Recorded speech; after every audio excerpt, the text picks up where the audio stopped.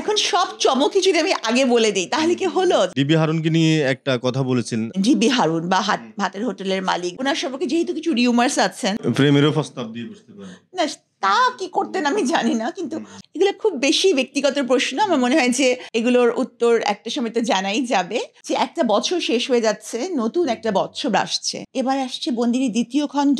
আপনি তো ডাক্তার, আবার লেখিকা, আবার নায়িকা, কোনটা আপনি নিজেকে পরিচয় দিতে ভালো? আপনি তো মডেলিংও করেছেন সম্ভবত। বর্তমান সময়ে খুবই ব্যস্ততায় কাটছে, কারণ বইমেলা উপলক্ষে আমি আমার লেখাগুলো ফাইনালি এডিট করছি। একটা বই কাজ কমপ্লিট, আরেকটা বইয়ের কাজ চলছে এখনো। মানে বন্দিনীর পরে আপনার আরো 2টি বই আসছে এবার। এবার আসছে বন্দিনী দ্বিতীয় খণ্ড, আর হচ্ছে অবেলায় বেলা নামে একটা ছোট গল্প সংকলন। অবেলায় বেলা, ওটা আসলে কিসের গল্প? মানুষের জীবনবোধ নাকি আপনার জীবনের অভিজ্ঞতা থেকে? এটা আমার জীবনের অভিজ্ঞতা না, এটা একেবারেই গল্প। আপনি তো ডাক্তার, আবার লেখিকা, আবার নায়িকা, কোনটা আপনি নিজেকে পরিচয় দিতে ভালো? আপনি তো মডেলিংও করেছেন সম্ভবত। আমার এখন সবচেয়ে বড় পরিচয় আমি বন্দিনী। আর চিকিৎসা আমার পেশা, আর অভিনয় আমার শখ, আর লেখাটা হচ্ছে আমার সত্তা। আমাদের সমাজের নারীরা দোলনা থেকে কবর পর্যন্তই নানাবিধ সামাজিক অর্গলে বন্দী থাকে। দেখা যাবে যে যত বিধিনিষেধ সবকিছু আরোপিত হয় নারীদের ওপরে। কারাগারের যে অভিজ্ঞতা, সেখানে কি ডিবি হারুনের কোনো স্মৃতি আছে কিনা? বন্দিনী প্রথম খণ্ড এবং বন্দিনী দ্বিতীয় খণ্ড দুটাই কিন্তু কারাগারে অন্য বন্দিনীদেরকে নিয়ে। হ্যাঁ, একজন নারীর এক একটা নারীর ঘটনা, সে কিভাবে একটা অপরাধের সম্পৃক্ততার কারণে অথবা জড়িত হবার কারণে আম, অপরাধী তকমা নিয়ে কারাগারে চলে আসে। ডিবি হারুনকে নিয়ে একটা কথা বলেছেন, আসলে সেটি কি ছিল? আমি যখন গ্রেফতার হই, এই মামলাটার আগে মামলার অন্যান্য যারা কেস পার্টনার ছিল বা মামলার যারা এজাহারের আসামি, আমি কিন্তু এই মামলার এজাহারের আসামি নই বা প্রধান আসামিও নই। তো যারা এজাহারের আসামি ছিল এবং অন্যান্যরা গ্রেফতার হয়েছিল জুন মাসেই। তো এই মামলাটা ছিল তেজগাঁ থানার মামলা। তো তখন তেজগাঁ থানার ডিসি ছিলেন জিবি হারুন বা ভাতের হোটেলের মালিক, বা যে নামেই উনি, হ্যাঁ, যে নামেই উনি পরিচিত আপনাদের কাছে। তো উনি ছিলেন। তো এর মধ্যে আমি তো তখন বাইরে। তো আমাকে একদিন উনি ফোন করলেন যে উনি আমার সাথে কথা বলতে চান। আমি বললাম যে কি বিষয়ে কথা বলতে চান? তাই উনি বললো মামলা বিষয়। তো আমি মানে আমি বাসায় যখন আলোচনা, আমি বললাম আচ্ছা আপনাকে জানাচ্ছি। পরে যখন বাসায় আলোচনা করলাম তখন আমার সবাই বললেন যে it is totally unofficial, because আমাকে যদি ডাকতে হয় থানার ওসি ডাকবে মামলার বিষয়ে, আর আমি তো এই মামলার কেউ না, আমি এজাহারের আসামিও না, বা আমার নামে কোনো যে কিছু হেলথ কেয়ার বা কিছুই না, তাহলে আমাকে কেন উনি ডাকবেন? তো এর মধ্যে উনি আবার একদিন আমাকে ফোন করলেন। তো তখনও আমি বললাম যে আপনি কেন ডাকছেন? বলে মামলা বিষয়ে কথা বলবো।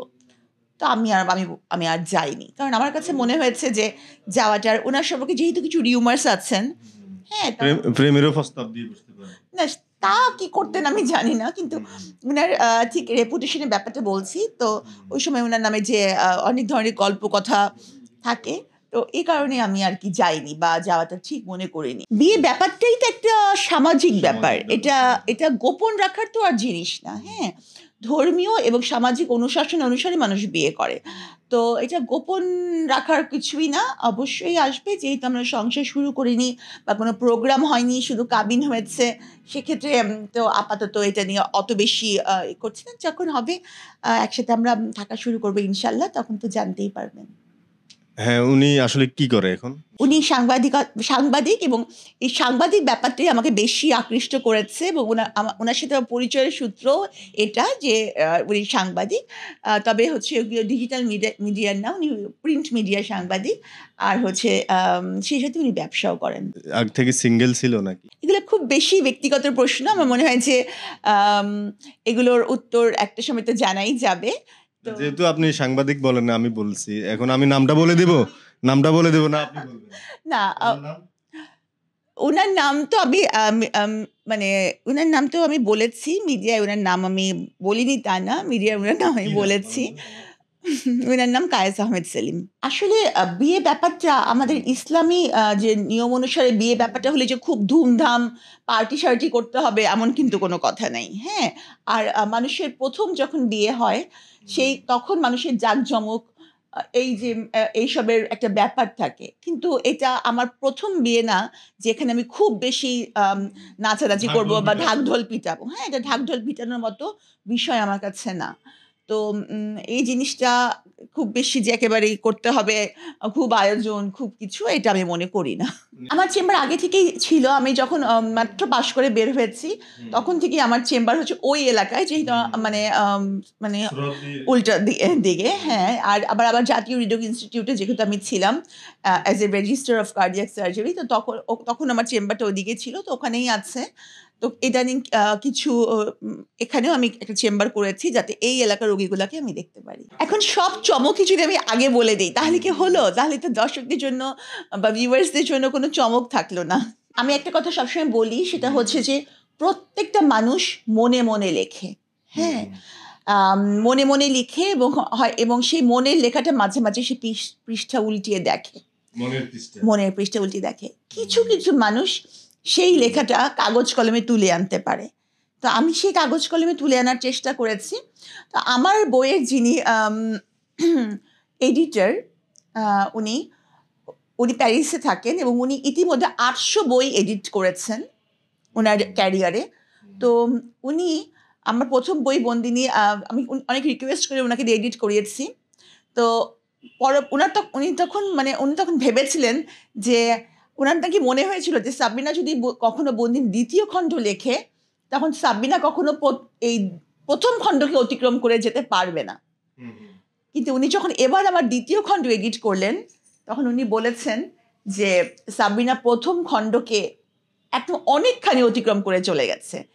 তো আমি ওনার এই কথাতে আমি খুবই অনুপ্রাণিত এবং আমি তাকে ধন্যবাদ জানাই, আমার এডিটর ওনাকে, সালাউদ্দিন খোকন ভাই। তো আমি বলবো যে আশা করছি বন্দিনী দ্বিতীয় খণ্ড পাঠকের মন আরো বেশি জয় করবে।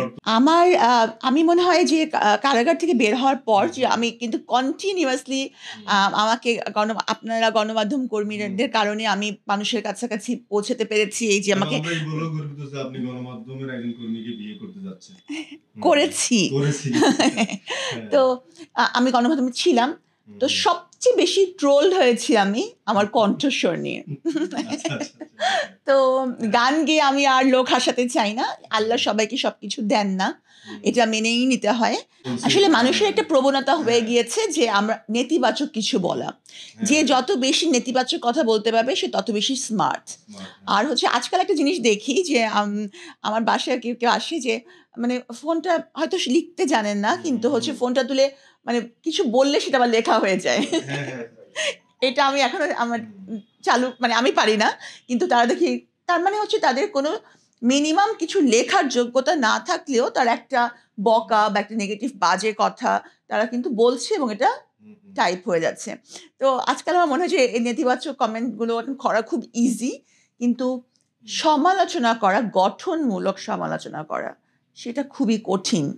যেমন অনেকে আমি সবসময় বলতাম যে কেউ যদি বন্দিনীর সমালোচনা করতে চায়, বন্দিনী পড়ে তারপর সমালোচনা করুক।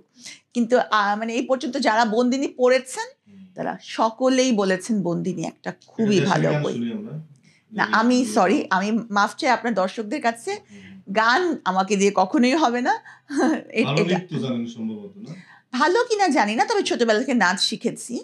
তো নাচ শিখেছি শুধু না, আমি স্টেজ পারফর্মার ছিলাম, সবসময় নাচ করেছি। আসলে কোরআন তেলাওয়াত তো প্রত্যেকটা মুসলিম নরনারী করেন। হ্যাঁ, তবে হচ্ছে যে তখন যেটা করা হয়েছে সেটা সহি তারিকাতে হয়নি, কারণ আমি হচ্ছে যে যেভাবে করতে হয় ওই সময় প্রপার পর্দা বা সতর ঢাকা যেটাকে বলে সেভাবে হয়নি। সেটা যে মিডিয়ায় এসেছে এটার জন্য আমি সকলের কাছেই ক্ষমা প্রার্থী, কারণ আমি এটা মিডিয়ায় দেওয়ার উদ্দেশ্যে করিনি। যদি করতাম ঠিক ওভাবে পর্দার মাধ্যমেই আমি করতাম। ঠিক আছে? তো কোরআন তেলাওয়াত প্রত্যেকটা মুসলিম নরনারী করেন। দর্শকদের উদ্দেশ্যে আমি এটাই বলবো যে একটা বছর শেষ হয়ে যাচ্ছে, নতুন একটা বছর আসছে।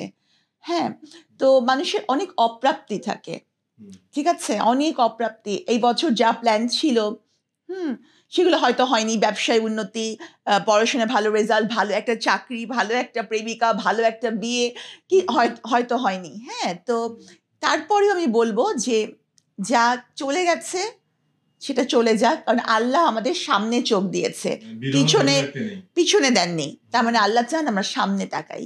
তো সামনে তাকান, পিছনের কথা ভুলে যান, এবার ইনশাল্লাহ আরো ভালো হবে, আরো ভালো।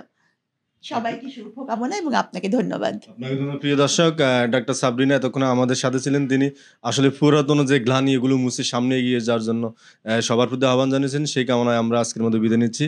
আবার দেখা হবে ভবিষ্যতে। খোদা হাফেজ।